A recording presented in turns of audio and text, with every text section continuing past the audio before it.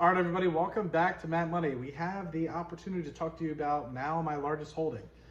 So Google obviously hit it out of the park, increasing about 10% today, just based off the fact that they were able to outpace revenue expectations as well as EPS expectations, growing EPS to over $30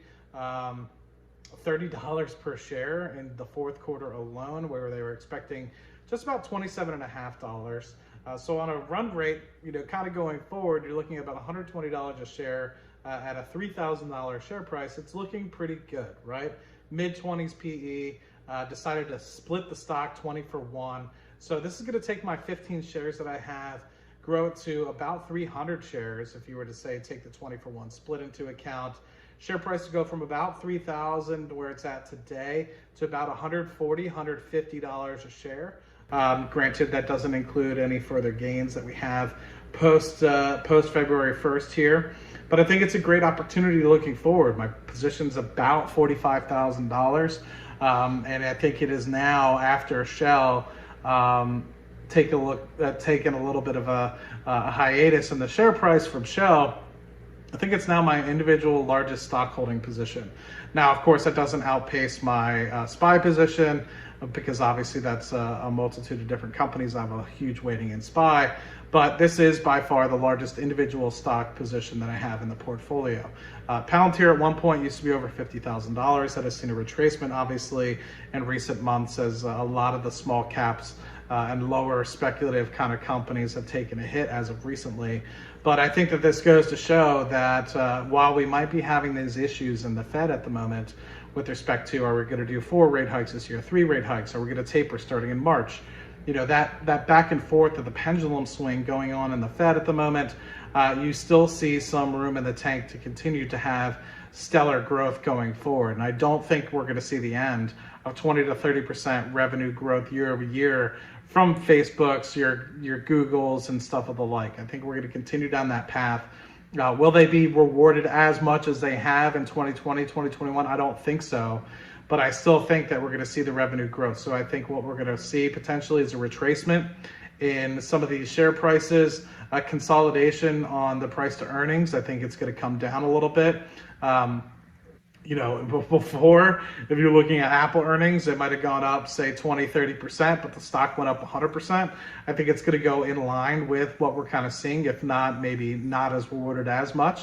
So if something like an Apple beats 30% year over year for income, maybe it's only going to go up 15% over the course of the year versus, say, what it has been. And I think a lot of that has to do with the fact that a lot of growth was factored into some of these companies over 2020, 2021 timeframe, and you're going to have to see some air come out of the balloon going into 2022 to make sure that these companies do have the value, the cash flows, the income coming forward, and they're not just sitting there on some random sort of speculative growth aspect of things. That being said, I think there is an opportunity for some positions, if you're seeing them bottom out here from that speculative position, your Palantirs, your Squares, stuff of the like there, to pick it up. Now, be sure to do your due diligence. Is it going to be a viable company in the future, or is it a hope and a prayer? I know it's very hard to determine that, but there are going to be some ones that you're like, is this actually ever going to make some money? And the answer is likely no for a lot of those companies. That might give you an opportunity to take a moment and say, hey, is this actually something I want to be invested in long term, or am I just going to try to chase the fact that it's down 80% and I think it's going to go back up to all-time highs because, hey, stocks always go up, right? No, I don't think that that's the environment. And in fact, I think it'd be prudent for a lot of you guys to take acknowledgement and look at your portfolio, notice the stocks that you're down heavily on, 50%, 60%, sometimes 80, 90%. For some of these positions, and say, hey, was I chasing greed, right? Like, was I literally just investing in that company because it was a meme stock?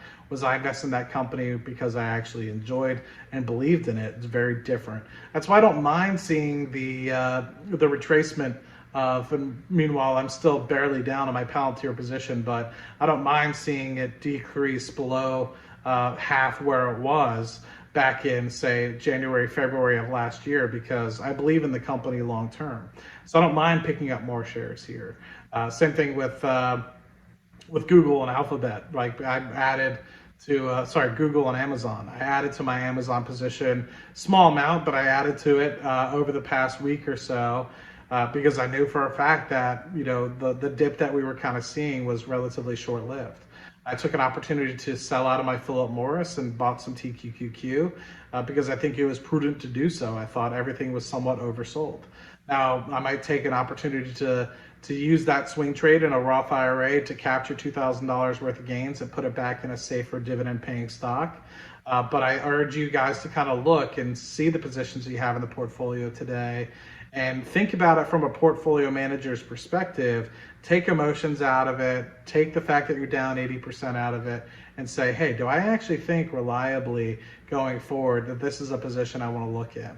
And also potentially look at something like the RK. I think a lot of people are saying, take my money out, take my money out, take my money out. And I think a lot of those stocks are beaten down. So if it's something that you've never invested in, I'm not saying go in wholly and do a big jump into RK, but I think it's an opportunity for you to look in some of those positions to see a lot of the balloons have been popped in that particular company, that particular ETF, that particular fund. Might be an opportunity to say, you know what, a lot of these do have some future potential. A lot of them have been down, say 60, 70%. Now might be an opportunity. And I do think that some of those companies with earnings coming out here, some of them might see a 10, 15% pullback as well. Take example, PayPal today, one that also has a pretty big price to earnings ratio, now kind of coming back to normal. Yeah, you're still going to have those 10 to 15% pullbacks like you saw on Netflix and like you saw some of these other companies. But a lot of it might be overdone. And I think that you're going to see the worst is over for a lot of those positions. And you'll start to see that they're normalizing a bit. While I say that, we still have the opportunity for interest rates to rise from here. And so there still might be a little bit of pain in some of those companies as they pull back another 10 to 20%. But I'd say the worst is over, right? You're not going to see an additional 60 to 80% decline in the entire sector of speculative growth like you've seen over the past year or so. Yeah, that's relatively it, man. Alphabet has now become my largest holding, and I think it's pretty crazy. I think I'd update you guys on that. Really looking forward to providing you guys the covered call income I'll be able to generate off those 300 shares that I anticipate on getting. So relatively interesting to see, and I'm curious to see what the splits, if the stock will continue to run. It has been one of the cheaper FANG stocks behind Microsoft and Apple, kind of trading in the mid-20s price to earnings ratio. And with the growth that it's seeing, I think it warrants a closer to high 20%, or higher 20s price to earnings ratio, more so than say a Microsoft, more so than an Apple. I recognize the premium of businesses and brand and goodwill that those companies provide, being Microsoft and Apple, for God's sakes. But at the end of the day, is the growth of those companies as good as something like an Alphabet going forward? I don't know. I think Microsoft has a better run rate going forward and growth opportunity going forward than say Apple does. But that's just my personal opinion rather than the actual numbers stating that. The numbers have come out pretty good for Apple. So I can't hit it from a business perspective because the numbers are there, but it is trading very richly valued. I don't think Apple should be trading at a 40. I don't think Microsoft should be trading at a 36 price to earnings. I think they should both kind of come down, and with that, the share price is going to come down. That said, Microsoft is a good buy. I think at anything below 280, 290, I was really upset I couldn't move some money around and buy 100 shares over the past week or so when the prices were down that much. But yeah, hopefully you guys found this video great. Hope you guys find it well. Look forward to hearing what you guys have to say in the discussion below. Cheers. Talk to you later.